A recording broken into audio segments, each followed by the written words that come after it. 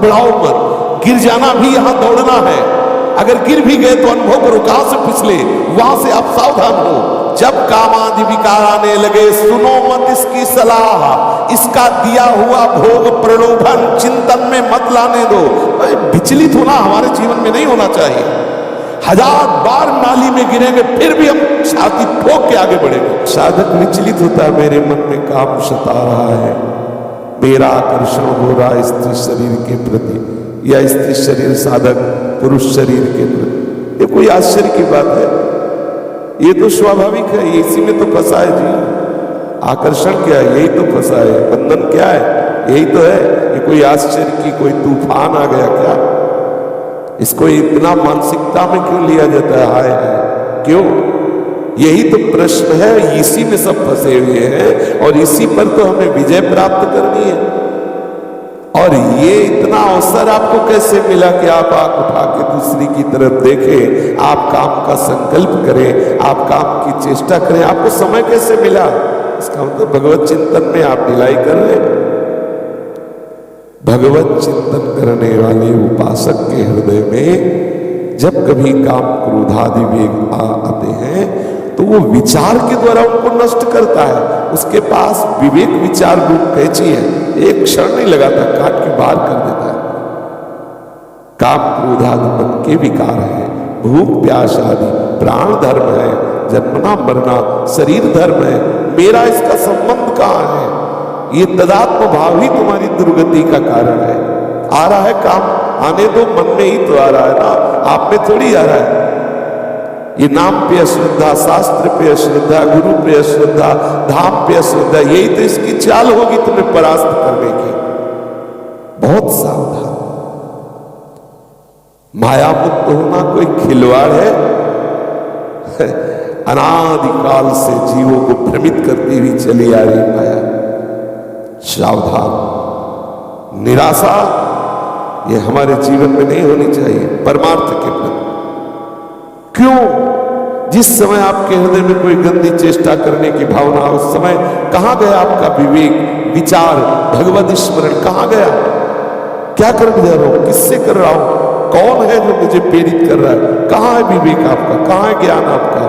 कहां है आपका सत्मार्ग का वो दृढ़ संकल्प जो भगवत प्राप्ति के लिए, भगवत प्रेम के लिए, भगवत चिंतन के लिए आपने स्वीकार किया है?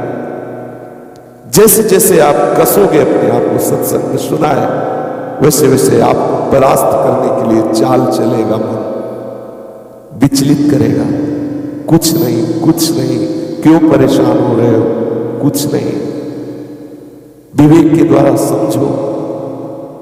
एक जनेंद्री केवल घर्षण क्रिया से सुख का आभास कराती है, चाहे वो हस्त द्वारा करो या किसी शरीर के द्वारा करो। इसे गर्मी के द्वारा जब आपकी शक्ति का स्खलन होता है तो आपको आभास होता है सुख का। सुख नहीं है। अगर सुख होता तो कीड़े मकोड़े पशु पक्षी सब इसी में लगेंगे। सुख किसे कहते हैं? सुख सच्चिदानंद है और वो किसी क्रिया के द्वारा प्राप्त नहीं होता, वो अपने मन से होता है, संबंध से होता है। देखो एक बार श्री कृष्ण से अपनापन करके हारो मत, निराश मत हो, उदास मत हो। उसके द्वारा दी हुई सलाह को मत मानो, दुश्मन है। मन और बुद्धि इस समय हमारे सच्चे मित्र और सच्चे दुश्मन है। यदि हमें भगवत मार्ग के सूत्रों पे चला रहे तो वही मित्र है, और अगर भगवत मार्ग के विरोधी कर रहे तो वही शत्रु है। उसमें दो भाव विराजमान है, कुमति सुमति, सुंदरमति और कुमार्गगामी मति, एक ही बुद्धि में विराजमान है। सुंदर संकल्प, सत्संकल्प, असत संकल्प, ये मन में विराजमान। थोड़ा विवेकवान साधक बनो। ये विकार आपका स्वरूप नहीं है, विकार आपकी मांग नहीं है। विकार आपको परास्त तभी करता है जब आप अपने में देखते हैं, अपनी मांग मान लेते हैं, अपनी आवश्यकता मान लेते हैं। तब आपको सिर्फ अपने मन से युद्ध करना है। बाहर हमारा कोई शत्रु नहीं है, बाहर हमें कोई फांसे ही नहीं है। सूक्ष्मता में आओ, सिर्फ मन से युद्ध करना है, मन से। यही परास्त करता है प्यारे। इसी पर तो विजय प्राप्त करनी। बाहरी कोई साधना हमारे काम की नहीं है। बाहरी साधना का प्रभाव है मन पर आए, मन को ठीक करे, मन को निर्मल करे, मन को निष्काम करे। अगर वो नहीं हो रहा तो उससे अपनापन मत रखो। उस समय थोड़ी देर बाद देखोगे कि आप शांत हो गए, निर्मल हो गए। अगर क्रिया करोगे तो संस्कार नवीन बन गया, बहुत जोर से आएगा, तुम्हें नष्ट कर देगा। चलो, प्रभु के लिए आए हो इस मार्ग में परास्त मत हो। यह हमारे हृदय की जो बार बार वृत्ति हमको गिरा रही है, हमको फंसा रही है, हमको विचलित कर रही। कहीं कोई विचलित नहीं कर रहा। कैसे तुम परेशान हो रहे हो?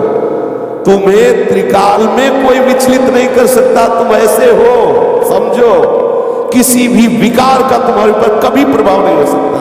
तुम विकार को पकड़े हुए हो प्यारे, समझो समझो। बंधे हो कीर मरकट की नहीं, सूक्ष्मता से समझो। विकार के पुंज शरीर को, विकार के पुंज अंतःकरण को तदात्म भाव से स्वीकार किए हो, चाहते हो निर्विकार हो जाए। अरे तू निर्विकार है ही, निर्विकार था, निर्विकार रहेगा। विकार का केवल त्याग करना यही साधना है। विकार जिसमें आ रहे हैं उसमें तदात्म किए हो, इसीलिए परेशान हो। अभी निर्विकार, अभी जीवन मुक्त हो। थोड़ा सुलझो। साधना को मतलब सुलझना। अपने लोग सुलझ नहीं रहे, केवल कथा वार्ता, मनोरंजन, नाच गाना, ये सब बाहरी बात है। निज सुख बिन मन होई कि थीरा। जब तक इसे अध्यात्म सुख नहीं मिलेगा तब तक रुकने वाला नहीं। कोई भी वस्तु ऊपर चढ़ानी होती तो ऊर्जा शक्ति चाहिए, ऊर्जा शक्ति।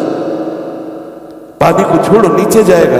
अगर ऊपर चढ़ाना है तो मंत्र के द्वारा, ऊर्जा शक्ति के द्वारा ऊपर चढ़ता है। ऐसे ही मन 5 ज्ञानेंद्रियों के द्वारा अधोगामी हो गया है। मना खष्टानिंद्रियाणि प्रकृति स्थानी कर सकी। तप के द्वारा, मंत्र बल के द्वारा, भजन बल के द्वारा एक बिजली पैदा होती भजन से, वो इस मन को चढ़ाती, ऊर्ध्वगामी बनाती। मन सच्चिदानंद की तरफ लगता है। घबराने की, उबने की, निराश होने की, हताश होने की जरूरत नहीं है। उसको सत्य मान रहे हो, सत्य को असत्य मान रहे हो, कैसे चल पाओगे? काम सत्य है, इसकी वासना सत्य है, इसकी चाल सत्य है क्या? असत्य है। असत्य से क्या भयभीत होना? नकली सांप कब काटेगा? विश्वास कर, केवल तू देख के डर रहा है। उसमें न विष है न दांत है, केवल नकली दांत है। वो नकली केवल दिखाई दे रहा, उसे काटने की सामर्थ्य नहीं। अरे नैनम छिन्नन्ति शस्त्राणि नैनम दाति पावका न चैनम क्लेदेन त्यापो शोष्यति मारुता। तेरे को कोई भी नहीं जला सकता, कोई भी नष्ट नहीं कर सकता, तेरे को कोई नहीं काट सकता। तू समझ, ये सब नकली सांप है, तेरे को काट नहीं सकते। जहां काट सकते हैं वो सब एक ही जाति के हैं, और उसको तूने तदात्म भाव से अपना मान रखा है। तू महान आनंद स्वरूप चैतन्य घन है। जड़ शरीर, जड़ भोगों को तू तदात्म भाव से स्वीकार कर रहा है, कर्ता भोक्ता भाव से। थोड़ा सुलझो। ये परमार्थ बहुत मेहनत करने वालों का नहीं है कि आप बैल की तरह लगे रहो तो परमार्थ हो रहा है। बात समझो, परमार्थ है सुलझने का नाम परमार्थ है। हमें अलग होना है, हमें क्रियाओं से अलग होना है, कर्ता भाव से अलग होना है, शरीर से अलग होना है, अंतःकरण से अलग होना है। यद्यपि अलग है पर बंधे कीर मन हम ही पकड़े हैं ना, हम ही से स्वीकार कर। सब साधना चाहे भक्ति मार्ग की हो चाहे ज्ञान मार्ग की हो, सब साधना का सार है। इससे अपनापन अलग हटा दे, सब साधना का सार है। नहीं ऐसे ही पर जानते हो, अधिकतर साधक बैलेंस बना के चल रहा है, विषय भोगता हुआ, मनमानी आचरण करता हुआ और प्रमाद को कृपा मानता हुआ। तभी कोई अनुभूति नहीं, कोई दिव्यता नहीं, कोई आनंद नहीं। एक उसके अंदर बस ये बात बैठ गई है कि बिना विषय सेवन के जीवन बेकार है। थोड़े दिन तो चलिए, आप जल करके चलिए, आप देखिए आगे। एक बार जलने का निश्चय कीजिए। जब तक आप जलेंगे नहीं तब तक आपको पता नहीं चलेगा कि आपका स्वरूप क्या है। जिस समय आपके अंदर विकार आ रहा है उस समय आप शांत भाव से बैठिए। किसको विकार आ रहा है, कहां विकार आ रहा है, ऑपरेशन कीजिए। जो कोई प्रायश्चित है कि भाई आप 2 दिन भोजन छोड़ दीजिए। अगर आप शरीर से तदात्म होकर भोजन भी छोड़ रहे तो हमारे लिए क्या लाभदायक है, आप बताइए। शरीर से तदात्म, मैं 2 दिन भोजन नहीं करूंगा, ये क्रिया भी फंसाने वाली ही तो है। पहले सीधे समझो कि ये काम विकार मन में है, ये सारी शरीर की चेष्टाएं हैं, मेरा नहीं। इसे आप अलग हटिए। बहुत सुंदर मार्ग है। कोई कहता हो भक्ति में ज्ञान की आवश्यकता नहीं, तो भक्ति कोई अंधी नहीं होती। उसके दो नेत्र हैं, ज्ञान और वैराग्य। उसके बहुत प्रज्वलित नेत्र हैं, ज्ञान वैराग्य। वो ज्ञान रूपी नेत्र से देखता है, वैराग्य की तलवार से काटता है, आगे बढ़ता है और अपने प्रीतम से मिलता है। ये कोई खिलवाड़ का मार्ग थोड़ी है। थोड़ा समझिए, मतलब हम कभी कभी बहुत ही, कि आप लोग समझते नहीं हैं, हमारे अंदर काम आ गया, हमारे अंदर क्रोध आ गया, आपके अंदर आया, उसी समय आप देखिए ना कि आपके अंदर आया कि आपके मन में आया।